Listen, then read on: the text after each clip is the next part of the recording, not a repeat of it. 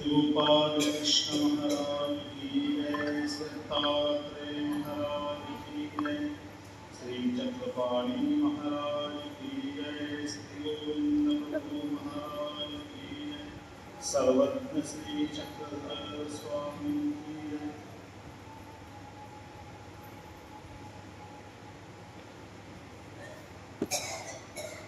नवरात्रीच्या निमित्ताने आयोजित या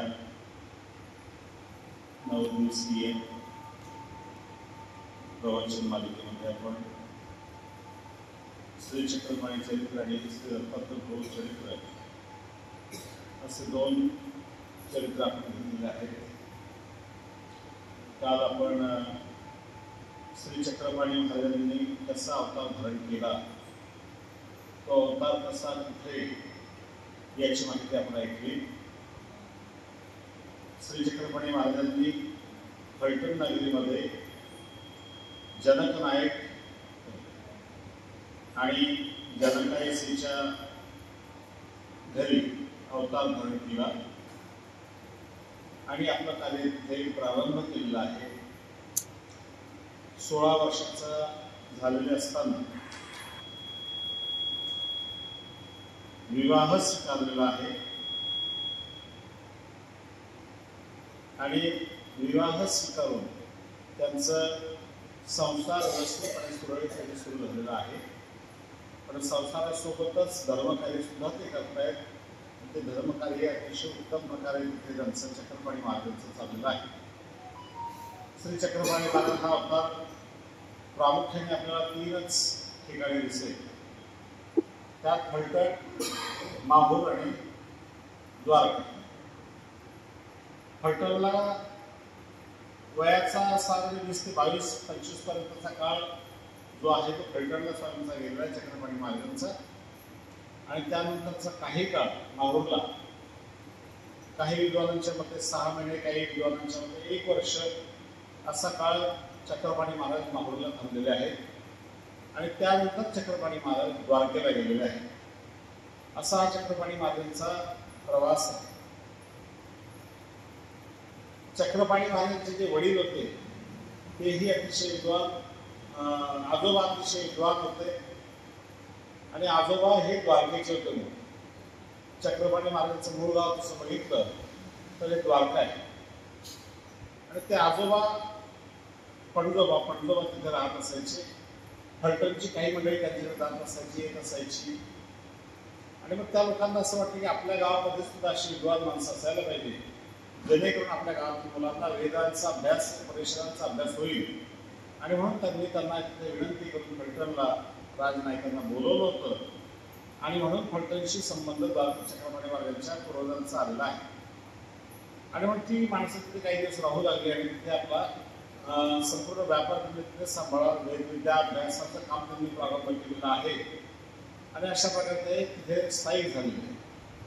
परंतु चक्रपाणी महाराज पुन्हा एकदा द्वारकेला निघालेले आहेत। अशी अवस्था चक्रपाणी महाराजांच्या प्रवासाची आहे। आणि म्हणून आपल्याला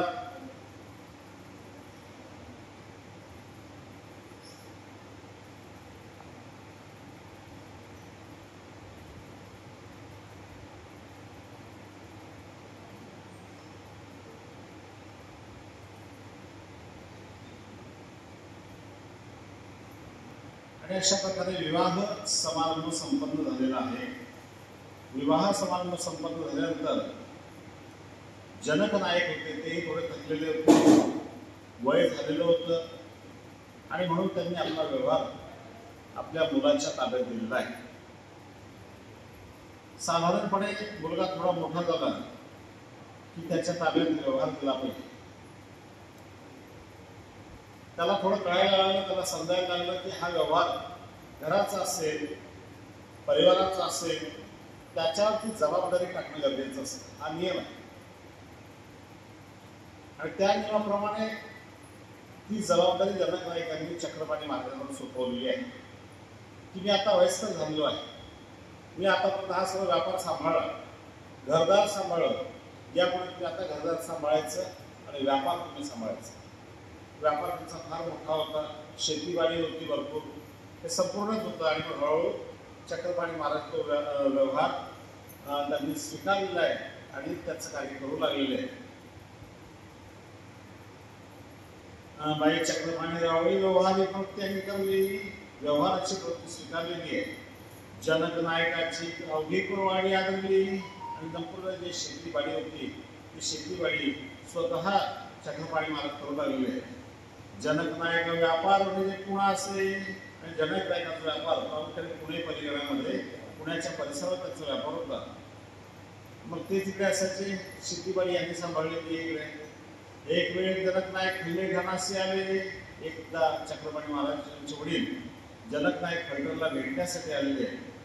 ते श्री चक्रपाणी रावळाची प्रसिद्धी थोडे सामर्थ्य देखू लागले आणि संपूर्ण फलटण नगरीमध्ये चक्रपाणी महाराजांचं प्रसिद्धी झालेली होती आणि रावळांची प्रसिद्धी सर्वदूर दिसायला लागलेली आणि त्यांचं महत्व संपूर्ण फलटण नगरीने मान्य केलेलं होतं. एक दिकावे सेरीच्या सीतारासी मापा लागले, शतखंडी भात झाला. एक दिवस काय झाली, शेतामध्ये तांदूळाची रास निघालेली होती. तांदूळ घालला होता पूर्ण आणि त्याचं खळ वगैरे चालू होतं आणि ते खळ करून तिथे रास भरलेली होती. मग जनक नायकांच्या वडिलांनी म्हणजे चक्रपाणी महाराजांना सांगितलं की चांगले पंडित हो, मी शेताकडे तिथे ती रास आहे, ती रास भरून गाडीमध्ये भरून पाठवा इकडे आपल्याकडे गावाकडे. आणि असं म्हटल्यानंतर मोजू गाडी भरा, गाड्या मोजून गाडी भरायची म्हणे. मग श्री चक्रपाणी रावळी गाड्यावर सोडून सीता सुरू केले. मग श्री चक्रपाणी महाराज स्वतः गाड्यावर बसून शेतामध्ये गेले. आपण श्रीकडे राशी मोजून गाडी भरू लागले आणि आपल्या स्वतःच्या हाताने राशी भरून ती गाडी मोजून माप करून भरायला लागले. अहोरात्र 10 गाडी वाहती, 10 गाडी होते बैलगाडी आणि अहोरात्र ते 10 बैलगाडी वाहत आहेत धान्य. ते तिथून भरून दिलं की निघालं, ते गाडं तिकडे आलं की पुन्हा दुसऱ्या गाड्या भरल्या जातात, तेवढ्या ती गाड्या पुन्हा येत. असं 10 गाड्या अहोरात्र भरून वाहत आहेत. 3 अहोरात्र 10 गाडी वाहती, 3 अहोरात्र ते 10 गाड्या माल भरून ते तांदूळ भरून वाहत आहेत. भातावधी पेव भरलेली, भाताला पूर्ण पेव भरलेली आहे. जेवढे साठवण्याची पूर्वी पेव असायची, कोठ्या नसायच्या काय नसायच्या, अशा पेव असायचे पूर्वी. ते संपूर्ण पेव जे ते फुल भरलेले आहेत. ते देखून जनक नायक म्हटले, ऐसे काही तुका भात काही सापा म्हणून शेतास गेले. एवढा भात कसा की 3 दिवस झाले अहोरात्र 10 गाड्या सारखं वाहत आहेत तरी सुद्धा भात संपायला तयार नाही. तर भात कसा काय झाला. आणि म्हणून 3 दिवसानंतर चक्रपाणी महाराजांचे वडील स्वतः जनक नायक शेताला गेलेले. तर श्री चक्रपाणी रावळ राशी बोलते असे राशीचा माथाला लवला नाही. श्री चक्रपाणी महाराज स्वतः ते रास मोजतायत, पण मोजत असताना तिचा वरचा भाग सुद्धा कमी झालेला होता. म्हणजे रास तशीच होती आणि पण मात्र इकडे 3 अहोरात्र गाडी असतात, ते 10 गाडी भरलेले आणि म्हणून त्यांना सुद्धा आश्चर्य वाटलेलं आहे जनक नायकांना. आणि जनक नायक म्हणतात, हे चांगले पंडित तू ही राशी वेचा, जी भागले ती आता उठा.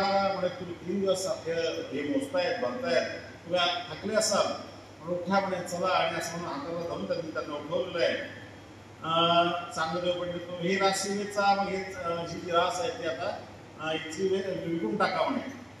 श्री चक्रपाणी रावळे म्हणे, याचे नवेचे तुम्हीच वेचा. मग चक्रपाणी रावळे की आमच्याकडून विकली जाणार नाही, तुम्हीच विका. जे वडिलांना सुद्धा तो मान दिलेला आहे. पूर्वीपासून परंपरेनं वडील मुलाचा मान ठेवायचे आणि मुलगा वडिलांचा मान ठेवायची पद्धती होती. आता विक्रीचा जो व्यवहार आहे तो त्यांनी सांगितलं, तुम्ही करा, मी कमावलेला आहे, मी शेती केलेली आहे, पण विकायचा तुमचा अधिकार आहे म्हणून तुम्हीच विका, असं त्यांना सांगितलेलं आहे. आणि मग तुम्हीच याचा. आणि मग अशा प्रकारे त्यांनी ते विक्रीचं वर काम केलेलं आहे. मग जनक नायकी लोक बोलावून खळे दान केले. म्हणजे खेळामध्ये शिल्लक होते गेले धान्य, ते जनक नायकांनी गावातल्या लोकांना बोलवलेलं आहे आणि ते सर्व दान खळं त्यांनी दान करून टाकले. खेळामध्ये एवढं धान्य होतं ते दान केलेलं आहे. की करावा वाराणसी निर्गमनी आभास दर्शन कथन. आणि अशा प्रकारे त्यांनी आपल्या वडिलांचं जे म्हणणं होतं ते सुद्धा खरं करून दाखवलेलं आहे. आणि आपली शेतीवाडी व्यवस्थितपणे केलेली आहे आणि शेतीवाडी करून दान घालून सुद्धा प्रधान पद्धतीने करतायत. सरदबाई एक चक्रपाणी रावळा ते माता पितरी म्हटले, चांगलं देव पण तो लोक वाराणसी जात असे. मलठण आपण नमस्कार केलेला आहे की नाही, ते मलठणला असं सांगितलं की दररोज ब्राह्मणांना चक्रपाणी महाराज स्वतः भोजन देतो स्वतःच्या खर्चाने. अनेक म्हणजे ब्राह्मणही होते, गोरगरीबही होते, त्या लोकांना ते देऊ घालत असायचे. अशा प्रकारचा धर्माचं कार्य त्यांचं ते चालत असायचं. एकदा काय झालं की त्यांच्या आईवडिलांनी, जनक नायकांनी आणि जनकाईसेन असं म्हटलं की गावातली प्रतिष्ठित माणसं, वयस्कर माणसं देव करण्यासाठी वाराणसीला जात आहेत. पूर्वी वाराणसीला कशाला जाणं म्हणजे फार कठीण काम असायचं. इतकं सोपं जातं नसायचं. जायचं महिना जायला पायी जायचं, महिनेगंती लागायची, जायला महिनोगंती, यायला महिनोगंती, 4-5 महिने लागून जायची. आणि मग त्यांनी सगळ्यांनी म्हटलं की आता गावातली सगळी माणसं जातात वाराणसीला, तर आम्ही जाऊ काय? तुम्ही घराचा सांभाळ करावा, तुम्ही घराचा सांभाळ करा म्हणे, आम्ही लवकर जाऊन वाराणसीला जाऊन येतो. रावण म्हटले हो का? रावणाने म्हटलं ठीक आहे, काय जाऊ शकता तुम्ही, वयस्कर झालेला मला देवदर्शनही केलंच पाहिजे आणि असं वाराणसीला जायचं तर तुम्ही जा, असं चक्रपाणी महाराजांनी त्यांना सांगितलेलं आहे. आणि मग तेही पूर्ण तीर्थ सामुग्री घेतली. मग तीर्थाला जाण्यासाठी जे जे साहित्य लागतं ते सर्व साहित्य त्यांनी घेतलेलं आहे. आणि श्री चक्रपाणी रावळ अनुमती गेले. स्वतः श्री चक्रपाणी महाराज आई वडिलांना वाटून लावत रस्त्याने निघालेले. मग तेही श्री चक्रपाणी रावळात राहिले. मग आई वडिलांनी सांगितलं आता तुम्ही थांबा, घरीच थांबा, तुम्ही घराचा सांभाळ करा व्यवस्थितपणे. आणि असं म्हणून त्यांना थांबवलेलं आहे. एक उभयाक्षेमादिन दिले. मग आई वडिलांना भेटलेले आहे. पुत्र वियोगी मोहकुळी सोडू सके की पुत्राच्या योगानं हा संपूर्ण परिवार ते सोडू इच्छित नाहीये. आई वडिलांना सुद्धा वाईट वाटते आपल्या मुलापासून दूर जाताना, परंतु जायचं असतं, तीर्थाला जायचं म्हणून त्यांनी सर्वांनी निघालेले. मग श्री चक्रपाणी रावळी उभयतास नमस्कार केला. मग श्री चक्रपाणी रावळांनी आई वडिलांना नमस्कार केलेला आहे. मग ते निघाले, तीर्था गेली. मग ते निघालेले आहेत, वाराणसीला गेलेले. तव पूर्वकाळी तीर्थविधी आचरत असे. आणि मग त्या वाराणसीला गेलेले आहेत. तिथे तीर्थाचा विधी चाललेला आहे त्यांचा आणि व्यवस्थित चाललेला आहे. त्याच दिवशी गावातल्या काही मंडळींनी म्हटले की सर्व गेले वाराणसीला, आपण मात्र राहून गेलो. चक्रपाणी महाराजांना म्हटले ठीक आहे, काय हरकत, तुम्ही तयारी करा, आपल्याला जायचं वाराणसी. अहो म्हणजे आजचा कार्यक्रम आहे, आजचं व्रत आहे आणि आज आपण जाणार येणार कसे? चक्रपाणी महाराजांनी म्हटलं तुम्ही एक चिंता करू माझ्यासोबत चल. आणि असं म्हणून चक्रपाणी महाराजांना 2-4 लोकांना घेतलं आणि त्या दिवशी वाराणसीला पोहोचले. आई वडील ते सर गावात लोक सर्वांना भेटले, देव केला, वाराणसीला स्नानाला गेली आणि पुन्हा त्याच दिवशी परत आले. एका दिवसात गेले आणि आले. त्यांना की हा प्रकार कसा आहे, आपला मुलगा आला आणि कसा आहे, आई वडील सुद्धा आश्चर्यचकित झालेले आहे आणि मग त्यांनी त्यांचं सामर्थ्य मान्य केलेलं आहे.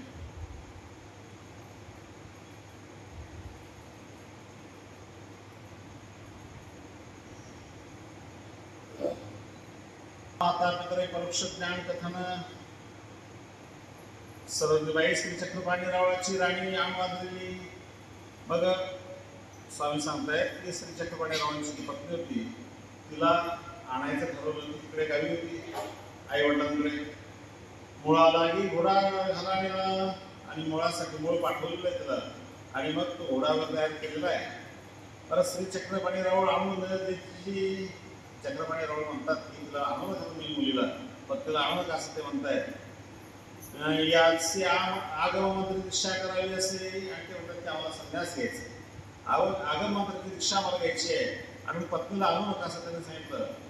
जनक नायके म्हणजे चांगली पडली, तो राणी प्रौढ झाली असे, रजस्वला झाली असे, तिथं असली माहेरची आणि रोष होईल. आणि मग ते म्हणतायत चांगले वर्तन सांगतात. चक्रपाणी महाराजांना सांगतायत जनक नायक ती मुलगी तरुण झालेली आहे आणि तिला आणावंच लागेल. तिला जर आणलं नाही तर शास्त्र असं सांगतं की ती जर माहेरीच राहिली जास्त तर माहेरच्यांचा निर्वंश होतो. म्हणून स्त्रीनं लग्न झाल्यानंतर जास्तीत जास्त आपल्या सासरी राहायला पाहिजे, हा नियम आहे. आणि जर नाही तर माहेरच्यांचा निर्वंश होतो असं त्यांनी सांगितलेलं आहे लग्न झालेल्या मुलींच्या विषयी. मग श्री चक्रपाणी रावळे म्हटले तरी आणा. ते म्हटले ठीक आहे, तुम्ही म्हटलं तर घेऊन या. मग जनक नायके मूळ पाठवले. जनक नायकांनी मूळ पाठवलेलं आहे. घोड्या बसून आणली आणि घोड्यावर बसून त्या राणीला तुम्हाला आणलेलं आहे.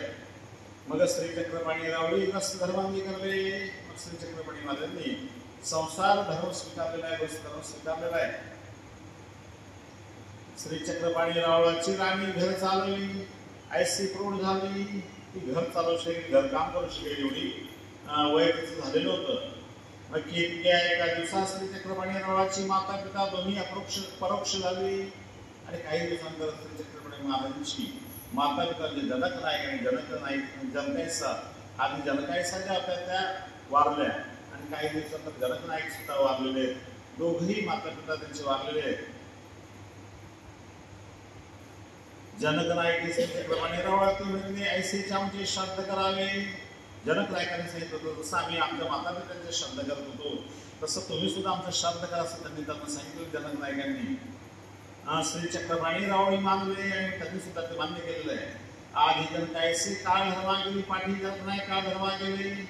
श्री चक्रपाणी रावळी त्याचे क्रियापत्र केले व श्री चक्रपाणी महाराजांनी त्यांचं सर्व क्रियाकर्म केलेलं आहे.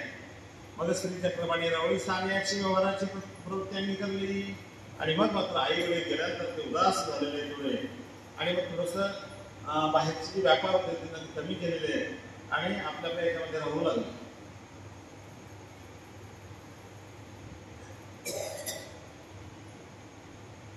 श्री चक्रपाणी रावळाची माता पितरे परोक्ष झाली. तयाचे क्रिया पार पत्र झाले. एक संवत्सर लोटला आणि चक्रपाणी रावळाची माता पिता ते जाऊन त्यांचं सर्व क्रिया वगैरे कर्म आटोपलेलं आहे आणि एक संवत्सर लोटलेलं आहे, 1 वर्ष लोटलेलं आहे साधारणपणे. मग मात्या त्या श्राद्धाचं आयुष्य क्षण आला. मग 1 वर्षांतर जे श्राद्ध असतं ते क्षण आलेलं आहे. ती दिवशी एकादशी श्री चक्रपाणी रावळ ब्रह्मचर्य शेण देऊन आले. मग मोठ्या भूमिशय वाग्मी ब्रह्मचर्य तिन्ही ठाई यथोक्त कर्म विरस करले. ब्राह्मणांचे जे धर्म असतात त्याप्रमाणे एकादशीच्या दिवशी त्यांनी ते श्राद्धबद्ध जे होतं ते केलेलं आहे आणि स्वतः त्यांनी श्री चक्रपाणी रावळांनी व्रतस्थ झालेले आहेत. श्राद्धाचे जे नियम असतात ते नियम सुद्धा कठीण असतात. श्राद्धाचे नियम सोपे नाही आहेत. ते सर्व त्यांना तशा पद्धतीने वागावं लागतं. भूमिशयन भूमीवर झोपावं लागतं, ब्रह्मचर्य पाळावं लागतं आणि मौन सुद्धा पाळावं लागतं. असे जे नियम असतात ते त्यांनी स्वीकारलेले आहेत. एकादशी सुद्धा आपण करतो की नाही, काही लोक करतात समजा, आपण नाही करत, म्हणजे एकादशी करतात की नाही त्याचे सुद्धा काही नियम आहेत. एकादशी आमच्या स्वामींनी सांगितले एकादशी कशी केली पाहिजे. ती एकादशी करण्याच्या आधी दशमी असते, 18 दिवस असते. दशमीच्या दिवशी सुद्धा साधं जेवण केलं पाहिजे. दशमीच्या दिवशी फार असं काही जेवण नाही केलं पाहिजे. साधा आळणी ताक आणि भात खाल्लं पाहिजे. ज्या दिवशी एकादशी असेल की नाही त्या एकादशीच्या दिवशी सकाळपासून संध्याकाळपासून काहीही खाल्लं नाही, काहीच खायचं नाही. आणि पारणं जे फेडायचं ते द्वादशीच्या दिवशी फेडायचं, म्हणजे दुसऱ्या एकादशीच्या दुसऱ्या दिवशी पारणं फेडायचं. ती पारणं फेडताना ब्राह्मणांना 5 ब्राह्मणांना बोलवायचंय, त्यांना मिष्ठांना खाऊ घालायचं आहे आणि आपण मात्र अगदी ताक आणि भात खायचं. असं जेव्हा कराल तेव्हा त्या एकादशीचा जे पुण्य ते व्रत केल्याचं फळ मिळतं. अशी एकादशी कोण करतात, किती लोक करतात. सकाळी चकल्या असतात, दुपारी शाबुदाना असतो आणि मग संध्याकाळी रोडगे असतात मोठमोठा. मग ती एकादशी लागू होईल का? त्याच्यावर दोषच लागतो. ते व्रत केल्याचा दोष लागतो म्हणून ते तसं व्रतही आपल्याकडे केलं जात नाही. आणि म्हणून एकादशी सुद्धा करायची त्याचेही नियम आहेत. प्रत्येक क्रियेचे नियम, देवतेच्या कुठल्याही क्रियेचे नियम आहेत. देवता क्रिया अशी इतकी साधी सोपी नाही. परमेश्वराच्या ज्या क्रिया आहेत किंवा सोप्या आहेत त्याच्यामध्ये त्रास नाही, कोप नाही. देवतेच्या क्रियेमध्ये कोप आहे. जसं एखाद्या देवतेचं तुम्ही पारायण असेल ते घेतलं, ठरवलं, एखादं व्रत तुम्ही घेतलं, एखादं पारायण तुम्ही ठरवलं, पारायण आपल्याला करायचं. मग सकाळी 7 वाजेचा तुमचा नियम आहे की 7 वाजेला तुम्ही पारायण करणार आहात, ते 7 वाजताच झालं पाहिजे. 7 वाजून 5 मिनिटं चालणार नाही. 7ला 5 मिनिटं कमी असताना केलं तरी चालणार नाही. त्याचे परिणाम तुम्हाला भोगावे लागतील. देवता सहन करत नाही, देवता निर्दयी आहे, त्या सहन करत नाही. ते नियम म्हणजे नियम, त्यांना त्या नियमाच्या बांधील येते आणि मग त्याचा तुम्हाला कोप त्यांचा होतो आणि त्याचा तुम्हाला त्रास सहन करावा लागतो. आणि मग देवतेकडे इतकं सोपं काम नाही. देवतेची परमेश्वराची भक्ती जेवढी तुम्ही कराल तेवढं तुम्हाला प्राप्त होणार आहे. नाही केलं त्याचा दोष तुम्हाला लागणार नाही, किंवा जे केलं त्याचा फायदा तुम्हाला होणारच आहे. आणि म्हणून परमेश्वर भक्तीच होती. परंतु आता हे जेव्हा आपण ऐकतो अशा प्रकारे त्यांचे ते नियम होते श्राद्धाचे आणि त्या श्राद्धाच्या नियमाप्रमाणे चक्रपाणी महाराज त्या वेदांच्या पद्धतीने ते आज करतायत. आणि म्हणून त्यांनी भूमिशय वाङ्मय आणि ब्रह्मचर्य हे स्वीकारलेलं आहे. आणि मग ती राणी आलेली आहे आणि ती काय म्हणते, तया दिवशी श्री चक्रपाणी रावळांची राणी पुष्पवंती झाली होती. ती नेमकी रजस्वाला झालेली होती आणि ती दिवसी राणी म्हटली ती रतीच्या झाडा विनवावे आली. ती नेमकी त्या श्री चक्रपाणी महाराजांना रतीची मागणी करू लागलेली आहे. त्या श्री चक्रपाणी रावळातील ब्रह्मचर्याची प्रवृत्ती, चक्रपाणी महाराजांना रावळांना ब्रह्मचर्याची प्रवृत्ती कारण त्या दिवशी तो एकादशीचा दिवस होता, श्राद्धाचा दिवस होता, त्या दिवशी ते करू शकत नव्हते. तर राणी रती मागो आली तर श्री चक्रपाणी रावळांना विचारलं तुम्ही म्हणाल ते करू. मग ते म्हटले ती खूप मागे लागू लागली आणि म्हटले की नाही ती करावंच लागेल, केलंच पाहिजे, कारण त्यावरच तो एक जीव येणारा आहे, तो त्याच्यावर आधारित आहे आणि म्हणून तुम्ही ते केलंच पाहिजे असं ती विनंती करते. आणि असं म्हटलं चक्रपाणी महाराजांनी म्हटलं की ब्राह्मणांना विचारून विद्वान जे त्यांना विचारा तुम्ही, ते जर म्हणतील की असं ठीक आहे तर ते करावं लागेल तर तो बघूया. आणि त्याप्रमाणे विद्वानांना बोलवलं आणि विद्वानांनी सांगितलं की हो आवश्यक आहे, कारण ती रजस्वाला झालेली आहे आणि त्यामुळे त्यांना ते करणं गरजेचं आहे. असं म्हटल्यानंतर त्यांनी ते स्वीकारलेलं आहे.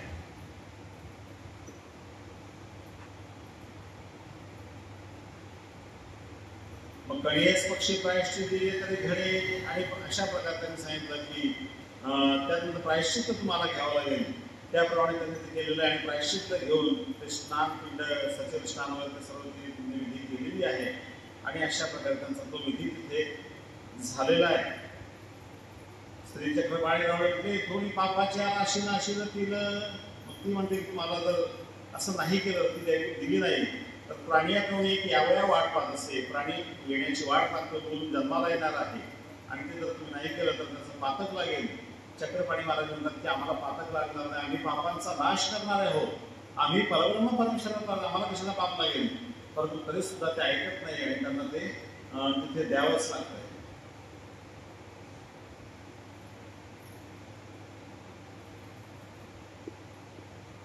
आणि मग नाईलाजाने ते त्या सर्व गोष्टी केल्यामुळे श्री चक्रपाणी महाराज उदास झालेले, संसारावर उदास झालेले. आणि मला असला कसला संसार आणि मग ते त्यावर उदास होऊन तिथून आता निघण्याच्याच विचारामध्ये आहे.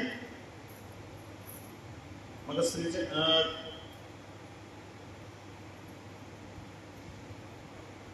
माथा ठेवून श्रीचरण धरून राहिली आणि मग तो परमेश्वरच असल्यामुळे त्यांनीही ते म्हणतायत की त्या राणीला निद्रा लागलेली आहे, झोप लागलेली आहे आणि झोपेमध्येच तशा अवस्थेमध्ये स्वप्नामध्ये तिला असं वाटतं की रती केलेली आहे, परंतु प्रत्यक्ष परमेश्वर तिथे केलेले नाही, रद्द झाले नाही आणि त्यांना तशा पद्धतीने त्यांची इच्छा पूर्ण झालेली आहे. महाराज श्री चक्रपाणी रावळ माता वरील कवण्यानिमित्त विजय केले. माता श्री चक्रपाणी महाराजांनी तिथून माहूरला कसे काय आले महाराज विचारतायत. सरदबाई श्रीनिमित्ते जीते कैसे सरदबाई एखादी एकादशीच्या दिवशी आणि मग त्या प्रकारे स्वामी सांगतात की अशा प्रकारे रतीचा आग्रह घेतलेला आहे आणि म्हणून चक्रपाणी महाराज उदासच झालेले होते आणि उदास झालेले संसारात त्यांचं चित्त नाही आहे आणि कसं तरी निघाण्यासाठी पाहत आहेत आणि या संसारावरती त्या पत्नीवर उदास झालेले आहे. एक दिवस झालं काय की थोडंसं मनाप्रमाणे झालं नाही, स्त्रियांची आदळापड सुरू होते, तुम्हाला माहित आहे, भांड्या पडतील, मोदळ करतील, भांडणं करतील, काहीतरी करतातच. एक दिवस स्नान घालत असताना तांब्या चक्रपाणी महाराजांना लागलेला. व्यवस्थित काळजीपूर्वक काम करायला पाहिजे, राग मनात होता, त्या रागाच्या पोटी तो तांब्या चक्रपाणी महाराजांना लागला. तो लागला तर लागल्याचं दुःखही त्या स्त्रीला नाही की आपल्या आत्माशी चूक झालेली आहे, चूक झाल्यावर ती मान्य केली पाहिजे, परंतु त्या कमलाईसला ती त्याची दुःख काही खंत नाही आहे. तो तसाच तांब्या पाठीला लागला पण ती काही बोलली नाही, पण ती अशा प्रकारचा थोडासा उपमार्ग, थोडासा अपमानजनक ती वागलेली आहे आणि ते निमित्त धरून चक्रपाणी महाराजांनी ते मनामध्ये धरले की आता आपण इथून निघायला पाहिजे.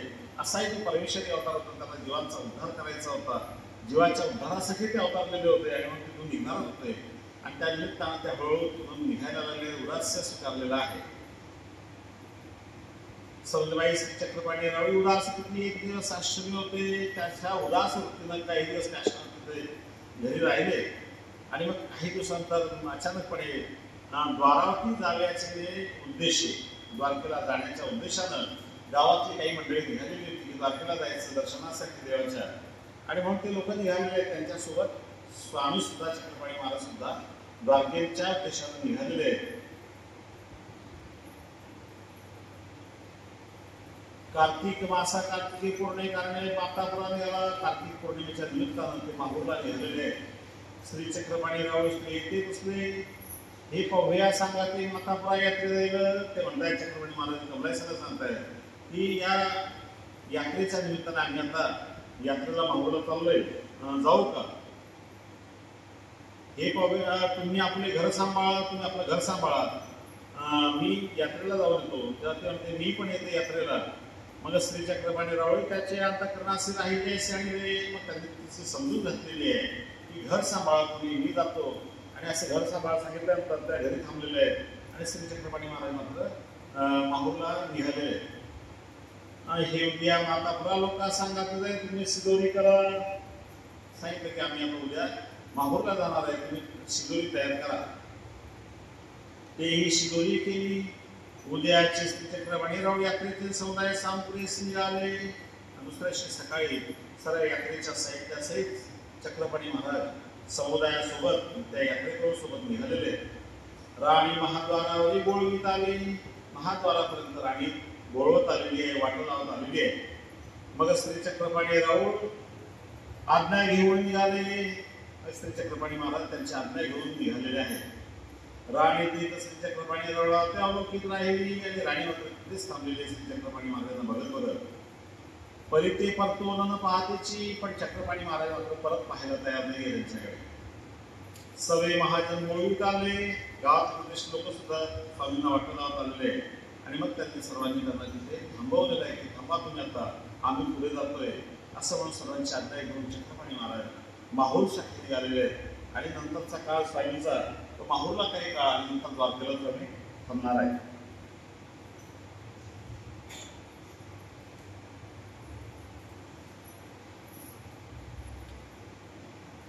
चक्रपाणी अवतारांच्या लीळांचा भाग आपण दुसरा एक श्री दत्तप्रभूंचं चरित्र घेतलेलं आहे.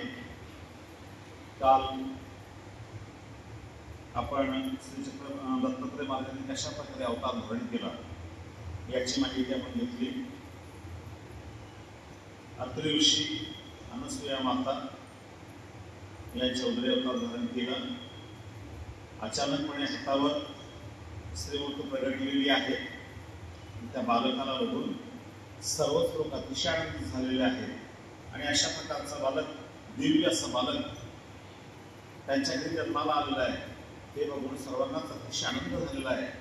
आणि म्हणून सर्व लोक अतिशय आनंदित झालेले आहेत. ही बातमी हळूहळू सर्वदूर पसरलेली आहे की अत्रि ऋषींच्या घरी एक छोटासा बालक जन्माला आलेला आहे आणि तो अतिशय दिव्य आहे.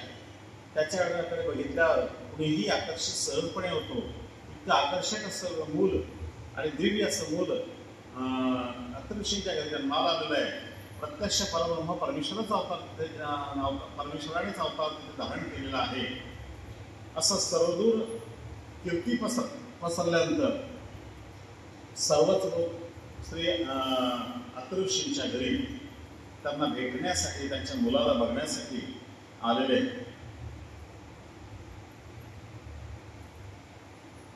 मागेला त्याची अंती प्रगट दावली दत्तमूर्ती प्रभा पांकली दिगंती हल्ली भ्रांत जगाची. मागच्या अध्यायामध्ये दत्तमूर्ती प्रगट झालेली आहे. त्यांचा जो प्रकाश सर्वदूर पसरलेला आहे आणि त्यांची कीर्ती सर्वदूर पसरलेली आहे आणि त्यामुळे संपूर्ण जगाला परमेश्वराचा अवतार झाल्याचा भास झालेला आहे. जगदुद्धारा कारण निर्विकार झाला सगुण ते जे बहुदैदित्यमान जैसा भानुजोला. जगाच्या उद्धारासाठी निर्विकार असा परमेश्वर आहे, जो निराकार परमेश्वर आहे, तो निर्गुण परमेश्वर आहे, तो सगुण झालेला आहे. त्यांनी अवतार धारण केलेला आहे. या जीवांच्या उद्धारासाठी परमेश्वर आपलं स्थान सोडून या जगामध्ये, या पृथ्वीवर अवतार धारण करत असतात आणि जीवांचा उद्धार करत असतात. त्यासाठी प्रत्यक्ष परमेश्वराने ते अवतार धारण केलेला आहे. पूर्वाध्यायी 16 अत्रि मंदिरी झाला. पुढील कथा प्रसंगाला अवधूत वैदामुखे. अशा प्रकारे मागच्या अध्यायामध्ये अत्रि ऋषींच्या मंदिरामध्ये पुत्र जन्माला आलेला आहे. त्याची कथा आपण ऐकलेली आहे. पुढील कथा तुम्हाला सांगणार आहे म्हणे.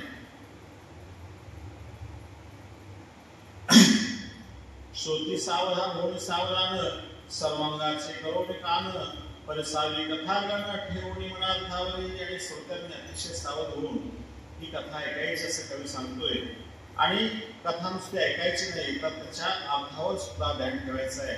त्यातून आपल्याला काय अर्थ प्राप्त होतोय, काय माहिती मिळते, हे सुद्धा आपण सर्वांनी लक्ष द्यायचं आहे. अवतार कीर्ती शवनी पडता ऋषी मिळवणी आले आपली होणी देखाय आणि पुत्रमुख, आणि त्या अवताराची कीर्ती ऐकून सर्व ऋषी लोकांना ती कीर्ती ऐकायला मिळालेली की असा छान असा बालक अचानकपणे अनुसूया मातेच्या हातात प्रकट झालेला आहे, अवतारी पुरुष आहे. आणि अशी ज्या कीर्ती सर्वांना ऐकायला मिळाली त्या सर्व ऋषी मंडळी त्या यांच्याकडे भेटायला आलेल्या आहेत ऋषींच्याकडे. पाहुनिया पुत्रदृष्टी जय जयकारे सविती सुवनाची करती दृष्टी कार स्पृष्टी आपल्या. आणि त्या मुलाला बघून सर्व धन्य होत आहे, समाधान वाटत आहे की हा अतिशय छान मुलगा, प्रत्येकाला आनंद देणारा तो मुलगा आहे. आणि त्याला बघून सर्व लोक त्याचा जय जयकार करतायत आणि पुष्पवृष्टी करतायत.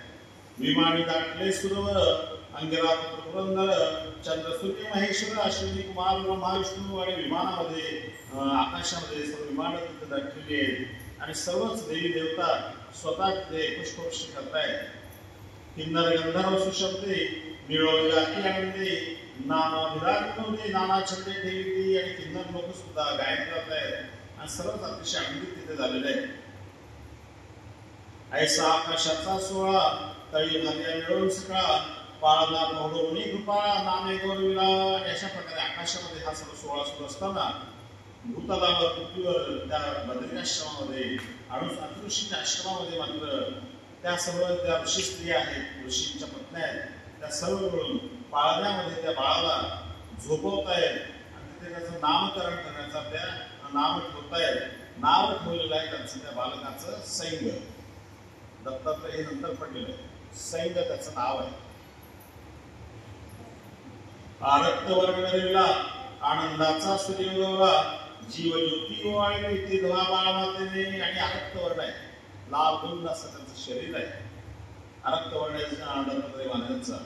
आनंदाचा सूर्योदय जीव ज्योती ओवाळली ती धवा बाळमातेने. त्या मातेने सुद्धा आपल्या जीवाची ज्योती त्यांच्यावर ओवाळलेली आहे. अतिशय गोड, अतिशय गोंडस असं ते बाळक बघून सर्वांनाच आनंद वाटतोय. ऋषी करती मंत्रध्वनी षडच भोजन समर्पणी वस्त्रालंकार फिरवणी नाना वर्णे शोभले. आणि ऋषी लोक मंत्राचा उच्चार करतायत.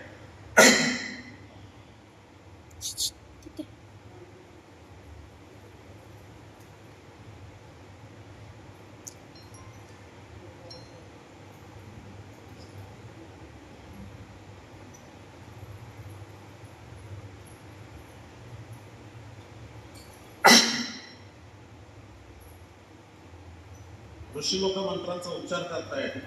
अनेक भोजनाच्या पंक्ती तिथे उठतायत आणि मग त्या ऋषींना वस्त्र वगैरे समर्पण करून सर्वांनी त्यांचा आदर सत्कार करतायत. एकत्र मिळालेल्या बोला महदोपचारे अनुसयला घालून मंगल स्नानाला हळदी कुंकवाला अर्पिती. मग त्या एकत्र ऋषी स्त्रिया ज्या जमलेल्या आहेत त्या सर्व अतिशय आनंदानं त्या अनुसया मातेला स्नान वगैरे घालतायत, त्यांना हळदी कुंकव अर्पण करतायत.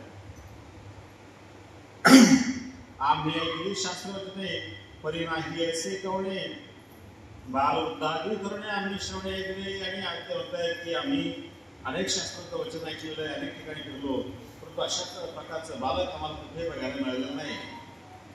गर्भस्थ न होता आपण व्यथा न करता गर्भजन्य केवळ कर्तव्य जनना नाही श्रवणे ऐकले. आणि गर्भधारणा न होता सुद्धा आणि कुठल्याही प्रकारच्या प्रसूती वेदना न होता केवळ हत्तावर बाळाचा जन्म असं आम्ही कधी कुठे ऐकलेलं नाही. पाहकाची बाळमूर्ती समळ द्वंद्वे पळवून जाती चिंता क्षण आहे चित्ती आनंदमूर्ती देखील. त्या बालकाला बघितल्याबरोबर सर्व मनातली द्वंद्व जे होतं, वाद जे होते, राग द्वेष हे सर्व निघून जात आणि आनंद प्राप्त होत होता.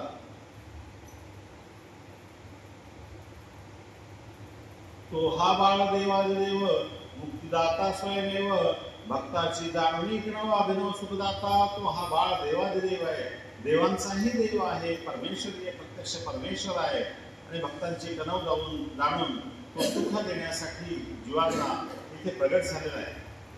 ऐसाचे हा कैवल्याने कृतयुगी हंसरूपे करुणी सनकादिका ज्ञान देऊनी ब्रह्मज्ञानी मिटविले. आणि अशा प्रकारे याच परमेश्वरानं कृतयुगामध्ये हंसरूपाने सनकाने त्यांना ज्ञान देऊन सुद्धा ब्रह्माचं जे आलेलं त्याच्यावर आरोप होता तो कमी केलेला आहे. ब्रह्माला जे संकट पडलं होतं ते संकट त्यांचं त्यांनी दूर केलेलं आहे.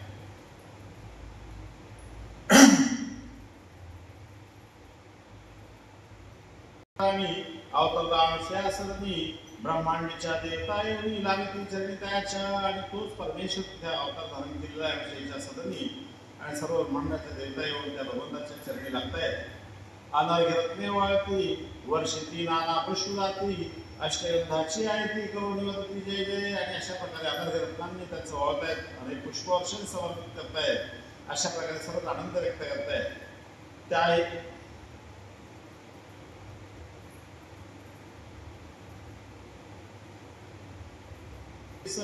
इंद्रादी देव महेश सत्य लोक वैकुंठ कैलास राणी भाव समिती आणि ते 33 कोटी देव आहेत.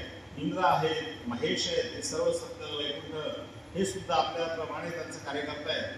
त्या तिघाची मंदिरी ग्रस्ताश्रमी ती घेणारी सावित्री लक्ष्मी आणि गौरी घागरीच्या त्या तीनही ग्रस्ताश्रमामध्ये आहेत. आणि महादेवाची पार्वती आहे, ब्रह्मदेवाची सावित्री आणि विष्णूची लक्ष्मी. अशा प्रकारे त्यांचे संसार त्यांचा विषय सुरू आहे. त्याही पतिव्रता धर्मे मागती पत्नी सवे सुख होती परीक्षोवती चित्ती नाम उत्कला. आणि त्याही पतिव्रता धर्माने त्यांचं कार्य करतायत आणि पत्नी सवे सुखाचा उपभोग घेत आहेत. परंतु नारदांनी त्या तिघांच्या मनामध्ये एक प्रकारचं भांडण लावलेलं आहे. तिथे ती पुण्यवान कथा आदरेसी परिसता हाती लागे साहित्यता सांगते आता परिसावी. आणि अशा प्रकारे ते म्हणतायत की पुण्यवान कथा मी तुम्हाला सांगणार आहे. काय झालं की नारद भेटण्यासाठी जेव्हा आलेले दत्तात्रयाच्या दर्शनासाठी जेव्हा ते तिथे आलेले आणि नारदाने त्यांना बघितलं की अशा प्रकारे पुरुषींच्या इथे हा छोटासा बालक अवतारी पुरुष कुठेतरी आलेला आहे आणि नारद तिथे स्वतः त्या दर्शनासाठी तिथे आलेले आहेत. आणि त्या मातेचे जे दर्शन घेत आहेत त्या बालकाचं दर्शन ते घेत आहेत.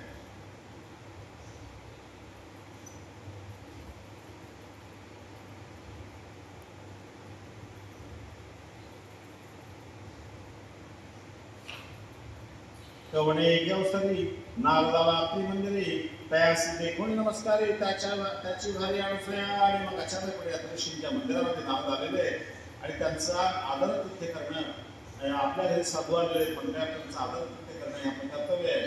म्हणून माता अनुसयानं त्यांचं समोर आदरात तिथे त्या करतायत.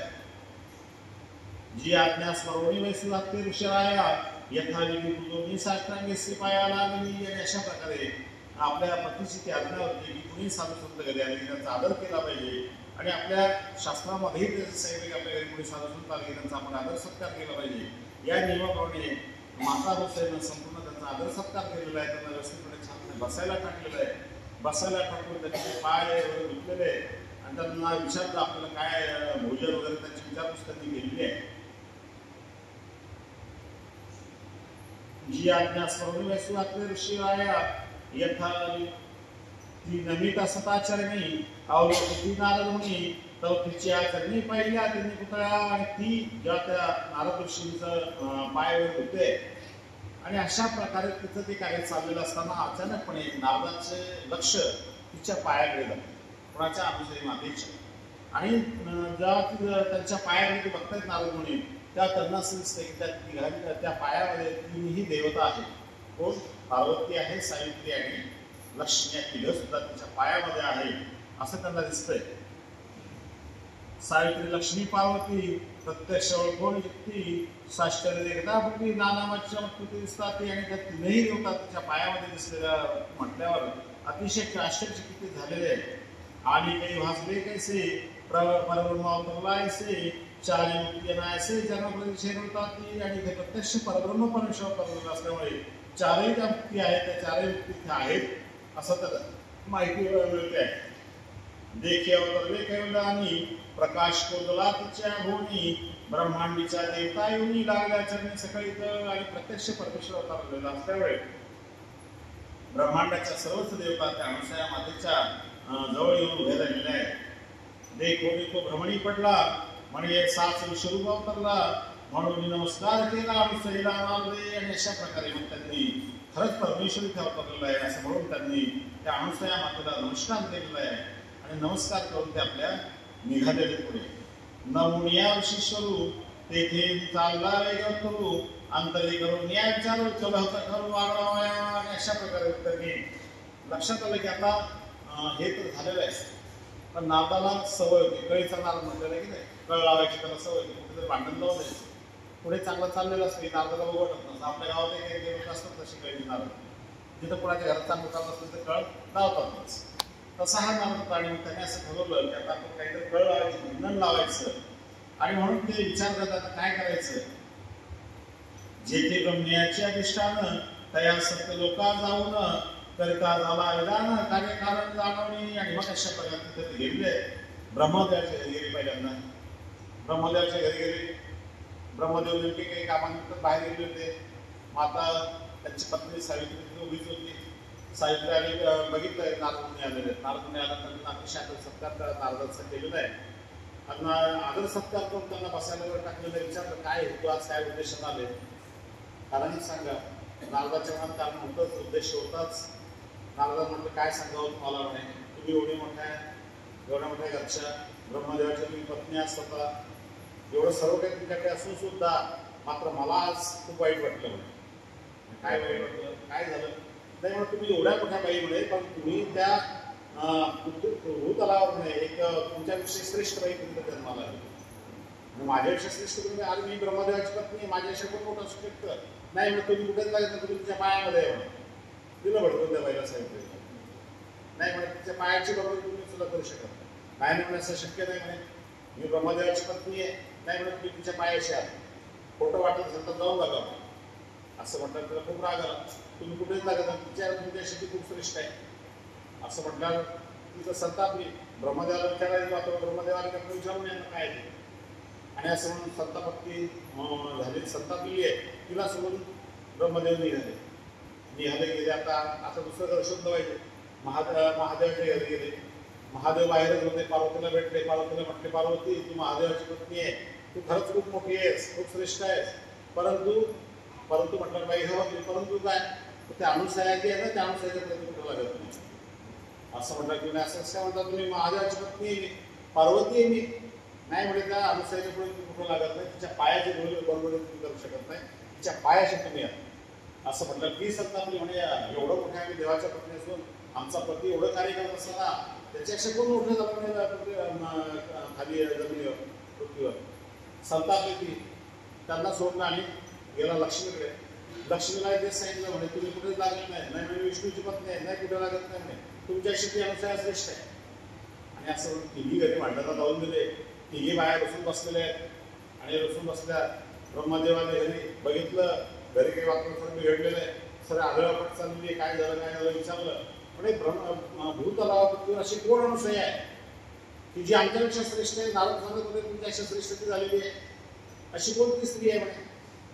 नाही ब्रह्मदेवाला समजत नाही. असं ठीक आहे म्हणे, आहे म्हणजे आत्मशुद्धी पत्नी आहे. नाही म्हणजे आमच्यापेक्षा श्रेष्ठ ती कशी होऊ शकते म्हणे. ती आमच्यापेक्षा श्रेष्ठ असू शकत नाही, तिचं कुठेतरी तुम्ही गर्व आरोग्य केलं. ते म्हणजे आता कसं करायचं.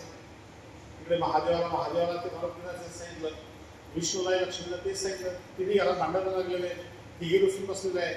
ब्रह्मदेव म्हटलं का आपण असं करावं, शंकरजींना विचारून याच्यावर त्याचा मार्ग काढू. म्हणून ते शंकराकडे गेले. शंकराला सांगितलं बाबा आमच्या घरात असा गोंधळ झाला आहे. तुमच्या घरात आमच्या घरात तेच चालू आहे, आमच्या घरात काही वेगळं, आमच्या घरातही भांडण लागलेलं आहे. मग आता करायचं काय. आणि आता असं करू आपण ब्रह्मदेवाकडे जाऊ, आपलं विष्णूकडे जाऊ. विष्णूकडे गेले. विष्णूला सांगितलं आपल्या घरात असं वाटलं, तेवढं तुमच्या घरात आमच्याही घरात लागलं. आता करायचं काय. तिघांनी सांगितलं काहीतरी करायचा प्रयत्न केला पाहिजे, याचं हे कसं मिटवलं पाहिजे. याचं जे आग्रह आहे तो काहीतरी आपण मिटवला पाहिजे. कसं मिटवायचं काय नाही याचा विचार करायला लागलेले. आणि मग विचार करून करता या मार्ग शोधण्याचा प्रयत्न करतायत. नारदाचं असं कामच होतं. नारद असं करायचं असेल त्यातून. नारदाची फजिती फक्त एकट्या श्रीकृष्णाने केली, बाकी कुणाला जमलं नाही नारदाची फजिती करायला. नारद असा प्रत्येक ठिकाणी करत असायचा. नारद आता नारदाच्या फजिती करायला अशी कारण सापडायची नारद. श्रीकृष्ण महाराजांनी मोठं कारण होतं. श्रीकृष्ण महाराजांच्या पत्नी किती होत्या, 16,108. 2 बायका असल्या तर त्या भांडणं करतात. तिथं 16,108 बायका होत्या. तर तिथं भांडण लावायला सोपी गोष्ट होती, सहज होती.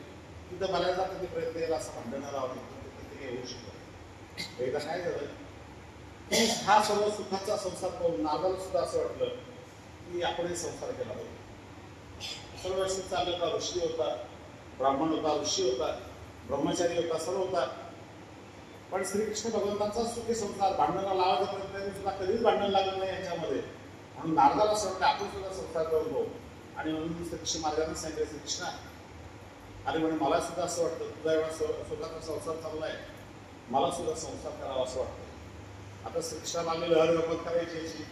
ठीक आहे म्हणे, तुला असं वाटतं ना, म्हणे ठीक आहे करून टाकून येतं ना. म्हणे मग आता मला पत्नी मुली कोण घेईल मला? नाही म्हणे असं कर, माझ्याकडे 16,108, मला काही अडचण नाही, एखादी गेली याच्यातली तरी चालू शकते. तू असं कर, तुला जी आवडेल ना ती घेऊन जा माझ्या घरात. फक्त अट एकच की मी तिथं असतो ना, जिथं मी नसेल ना ती स्त्री तू घ्यायची आणि घेऊन जायचं.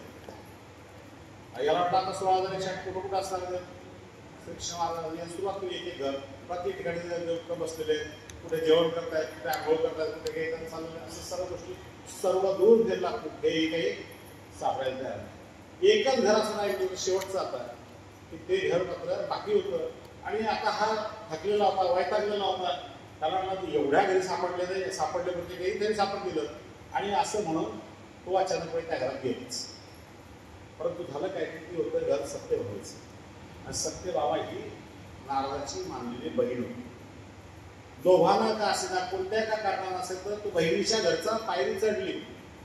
आणि मग त्याच्या लक्षात आलं की आपण ही तर आपण बहीण मानलेली हिला, आणि आपण हिची घरात कसं या विचार आलो. आणि पायरी त्यानं ओलांडणीमध्ये पाय मध्ये टाकला उंबरठ्याच्या. आणि मग त्याला जाणीव झाली, अरे आपली चूक झाली. तिथे मात्र श्रीकृष्ण नव्हतं.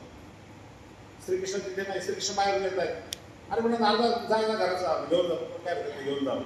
अहो म्हणे देवा असं कसं काय म्हणतं, ही माझी बहीण आहे, तिला बहीण मानलेलं आहे. नाही म्हणे तू म्हटला मी जिथे नसेल तिथे तू घेऊन जायचं, घेऊन जाई पत्नी.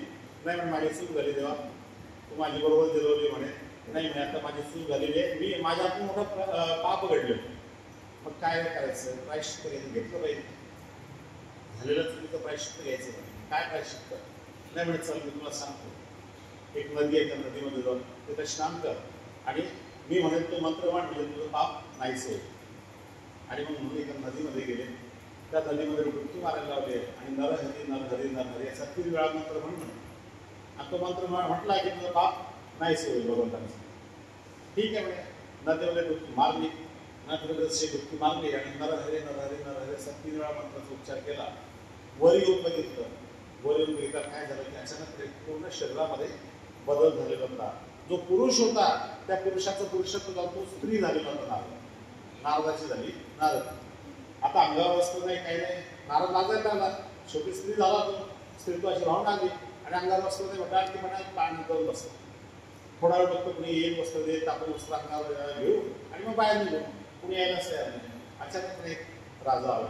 तो राजा घोड्यावर बसल्यानंतर बघितलं की स्त्री आंघोळ करते. मग थोडासा बोलताना आवाज दिला नारदांना, अरे म्हणून मला एखादं वस्त्र दे, मला बाहेर यायला वस्त्र माझ्या अंगावर नाही, मला वस्त्र पाहिजे. तर ठीक आहे काय हरकत नाही, मी वस्त्र देतो म्हणे, पण तुला माझ्याशी विवाह करावा लागेल, लग्न करावं लागेल. आता अडकला ना चालू ठीक आहे मग काय हरकत नाही, तू वस्त्र तर दे, मी करेल विवाह तुझ्याशी. त्याने हो म्हटल्याप्रमाणे वस्त्र त्याने दिलं. तो राजा तिला घेऊन गेलेला आहे, त्याच्याशी लग्न झालं. लग्न झाल्यानंतर 60 मुलं झाली नारद.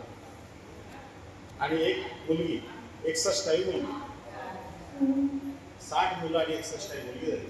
तर दुर्दैव असं झालं की दुष्काळाचे दिवस आले आणि त्याच्याकडे मुलं करायला सुरुवात झाली. एक मुलगा, 2 मुलगा, 60 मुलं मेलेली आहेत. आणि 60 मुलं मेलेली आहेत. नवरा सुद्धा मरण पावला. आणि मग त्या मुलांचा अंत्यविधी त्यांनी केला. आणि मग नवरा वार म्हणून नवऱ्याचा सुद्धा अंत्यविधी करायची आलेली आहे. आणि नवऱ्याला ठेवलेलं आहे. आणि सत्य जाण्याची पद्धती होती. आता त्या अग्नीमध्ये ही सुद्धा उडी मारणार ना पत्नी त्याची. आणि असं म्हणून नारदा उडी मारणार तेवढा श्रीकृष्ण त्याचा हात धरला. अरे नारदा तू नारद आहे, तू कुठे जळायला लागला. म्हणून नाही द्यावा म्हणे, माझं पत्नीवर आले पण तिकडे काही नाही म्हणे, तू जागा हो. आणि असं म्हटलं तर शुद्धीचा अंग त्याच्या लक्षात की आपण नारद आहोत. हे काय झालं, ही मुलं कशी काय सर्व तो धरलं. आणि देवा आता कसं करायचं. नाही म्हणे आता आणखी एक नदी आहे, त्या नदीवरचं त्या नदीवर स्नान कर. आणि पुन्हा मी म्हणे तो मंत्र म्हण, नारी हरी नारी हरी नारी हरी असा 3 वेळा मंत्र म्हण. आणि असा त्यांनी पुन्हा नारी हरी नारी हरी नारी हरी असं मंत्र म्हटला. तेव्हा पुन्हा त्याला पुरुषत्व प्राप्त झालेलं आहे. आणि मग तो नारद त्या भगवंतांना म्हणतो, देवा आयुष्यात पहिल्यांदा फजिती माझी ती कुणीच कुणी केली नाही एवढी जीवनामध्ये. मात्र तुम्ही मला गुरु भेटले आणि मी लोभ जो केला तो लोभाचं फळ मला अशा पद्धतीने मिळालेलं आहे. आणि म्हणून त्या गोपाल कृष्णाचं त्यांनी वंदन केलेलं आहे. आणि गर्व जिथे झाला ना त्या गर्वाचं कुठेतरी त्याला एक गर्व होता, त्याला एक अहंकार होता, ऋषित्वाचा अहंकार होता. आणि दुसऱ्यांच्या घरात नको त्या गोष्टींचा लक्ष देण्याचा जो भाव होता त्यावेळी त्याचा तो गर्व हरण करण्याचा प्रयत्न भगवंताने केला आणि त्याला त्या दोषातून निवृत्त करण्याचं काम भगवंताने केलेलं आहे. आणि अशा प्रकारे आपणही आपल्या जीवनामध्ये आपलं वागणं असं असावं की जेणेकरून पुढीलाला त्रास आपल्यापासून होणार याची काळजी आपण प्रत्येकाने घ्यायची असते. भगवंताची असेल, देवाची असेल, महापुरुषांची जी चरित्र आहेत ती आपल्याला ही शिकवण देत असेल की आपण जीवनामध्ये कसं वागावं, कसं बोलावं, कसं राहावं याची शिकवण प्रत्येक ठिकाणी आपल्याला मिळत असते. तीच आपल्याला छत्रपती महाराजांच्या, दत्तात्रय महाराजांच्या त्या श्रीकृष्ण महाराजांच्या चरित्रामधून दिसत असते. तो आदर्श प्रत्येकाने आपल्या जीवनात या ज्या कथा आहेत, या ज्या लीळा आहेत, या लीळा इतर गोष्टींसारख्या इतर गोष्टी असल्या तर त्या घेतल्या, सोडल्या, विसरले जातं. परंतु या ज्या लीळा आहेत भगवंताच्या, त्या भगवंताच्या लीळा आपण आठवल्या पाहिजे.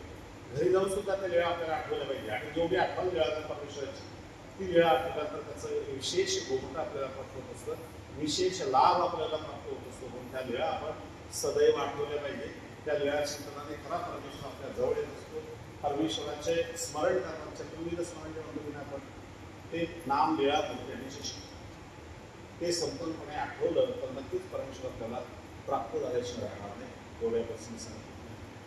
सर्वज्ञ श्री चक्रधर स्वामी की जय.